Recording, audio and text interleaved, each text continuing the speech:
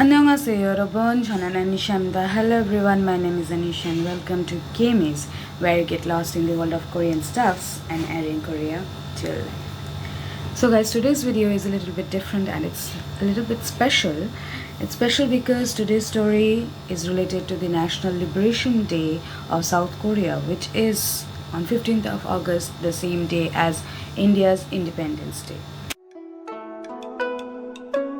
So history is not about only kings and battles, right? It's also about some quiet and heartbreaking stories of some forgotten personalities. So today's video is on one such person who was forgotten from Korea for a long time. Her name is Princess Dokhae, who is the last princess of Korea. Her life was marked by tragedy, resilience, and longing for home. So today's video is on the film about the last princess of Korea. And the name of the movie is The Last Princess. So the last princess, Princess Dokhae, was played by Son Ye-jin, who is a very popular actress in Korea. And she had played the role so well. I don't think anybody else was so perfect for this role. She has done a great job. Now let's start the story, how the movie is and what the movie is about. The movie opens in the early 20th century during the final years of Korea's Joseon dynasty, when the nation had already fallen under the Japanese colonial rule. Princess Dokhae was the last princess who had grown in the palace halls. Princess Dokhae, brilliantly played by Son Ye-jin, was the beloved daughter of the Emperor Gojong, who was the last emperor of the Joseon dynasty. Her childhood is filled with royal traditions, but an air of sadness lingers. The sovereignty of her country is sleeping away. When her father dies under suspicious circumstances, the Japanese authorities take complete control. When they find Princess Dokhae as a great threat in their Japanese colonial rule, they decide that they will remove Princess Dokhae from her homeland. At just 13 years old, she was sent to Japan in the pretext of receiving education. But the truth was, it was an exile for her. In Japan, Dokhae was under the guardianship of pro-Japanese officials. She is forbidden from wearing hanbok, compelled to adopt Japanese customs, and constantly watched. The once spirited princess grows into a lonely young woman, longing for a homeland but unable to return. Around this period, the film also reveals what happened to her half-brother, Crown Prince Eun. Like Dokhae, he was in Japan, stripped of power and used as a figurehead in Japanese military circles. His marriage to Japanese princess is another political maneuver by Japan to dilute Korean royal blood.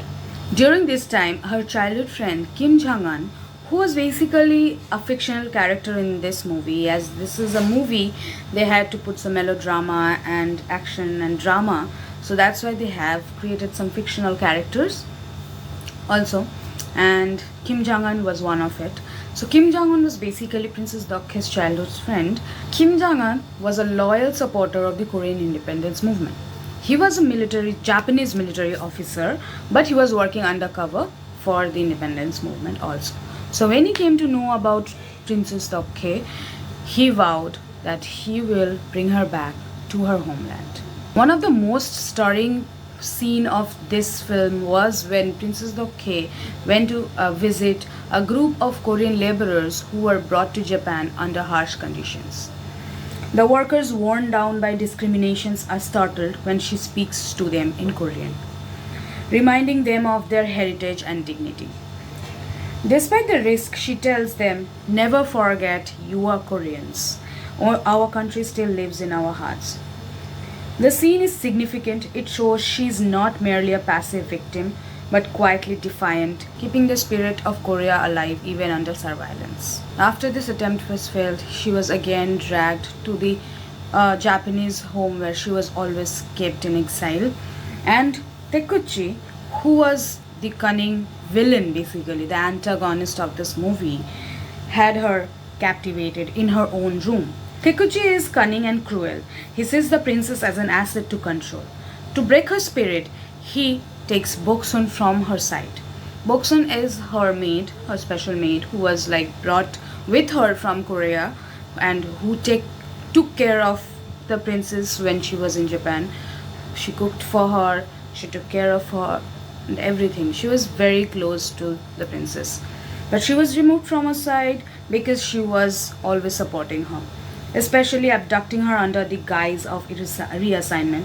Boksun's absence devastates Dokhe as she loses the only person who still treats her like a princess. Kim Jong-un starts organizing daring plans to rescue the princess from Japan.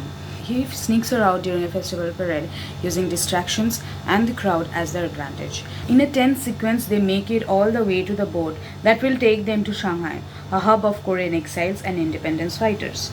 Just as they were about to escape, Taekuchi intercepts them. He had anticipated Jang-han's move and used his spy network to block every possible exit. The plan collapses. Jang-han is beaten and arrested while Dokhe is dragged under heavy guard. The humiliation is severe and the incident is used by the Japanese to further tighten her restrictions. After her failed attempt to go to Shanghai, she was brought back and in her 20s the Japanese government forces her into marriage with Count So Takeyuki, a Japanese aristocrat.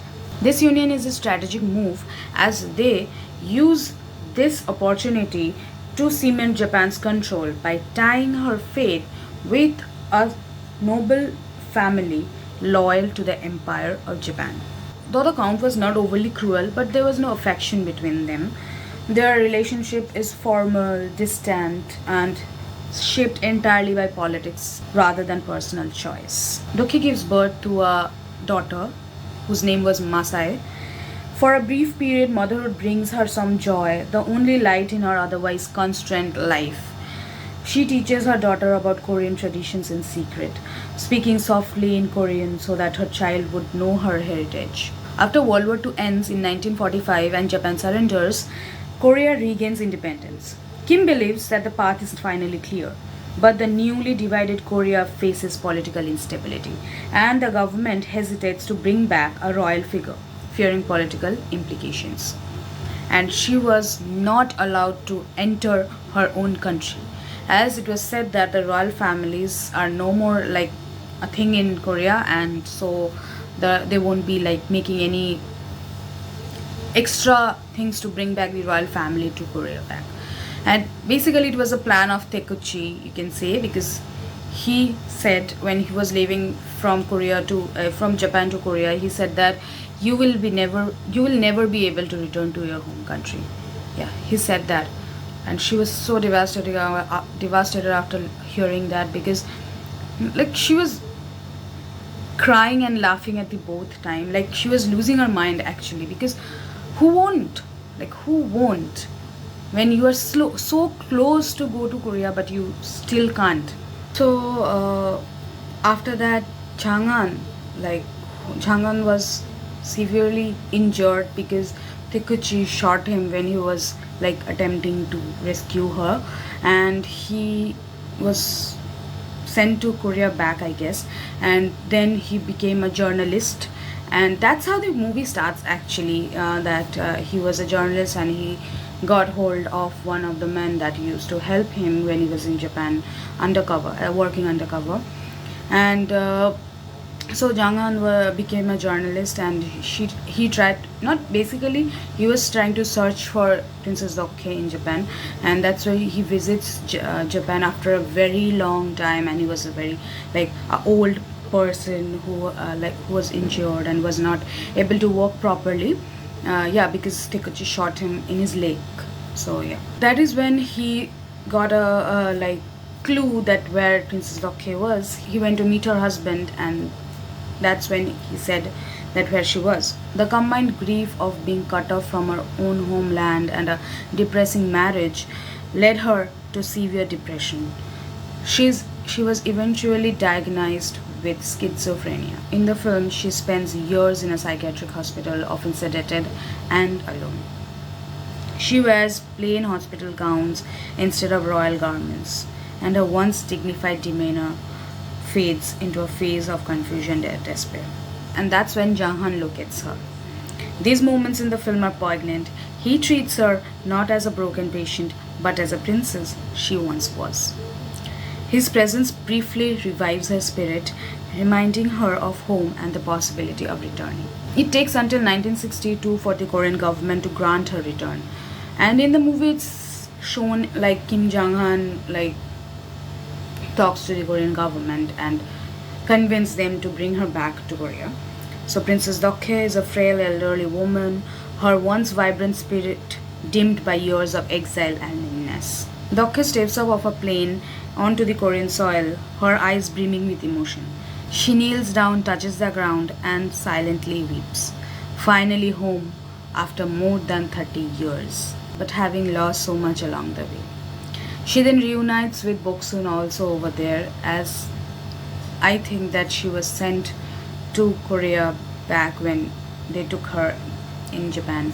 And Boksun was also an old lady that time, and she reunites with her, she hugs her.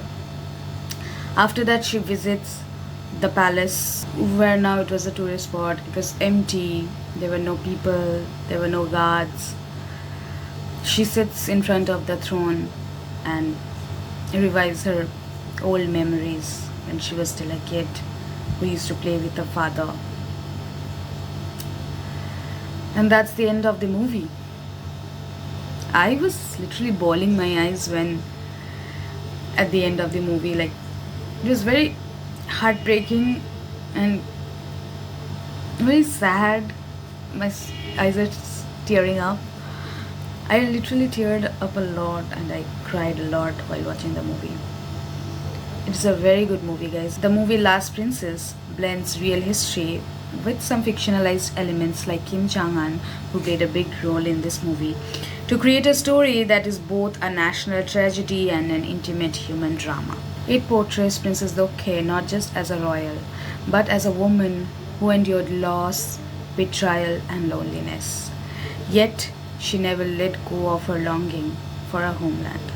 That is it for the movie, guys. That is it for The Last Princess of Korea. I hope you watch this movie because this movie is just amazing. Princess Dokhae was played brilliantly by Son Ye-jin, and also Park Hae played the role of Kim Jong-un, and it was mind-blowing. Boksun was played by one of the most popular actor of Korea, Ram Iranshe, and just amazing. The movie was fantastic, and every bit of the movie I could feel how intense it was during that Japanese colonial rule in Korea. Like, my heart was wrenching when I watched the movie. I am sure that your heart will also be very much broken when you watch the movie. You will feel so bad for the last princess. Thank you so much for watching this video, guys, and if you like this video, don't forget to click on the thumbs up button and subscribe to my channel. And you guys can also recommend me any movie that you want me to review, and I would do it. Thank you, guys, and I will meet you in my next video. Until then, bye bye. Love you, saranghe, and happy Independence Day.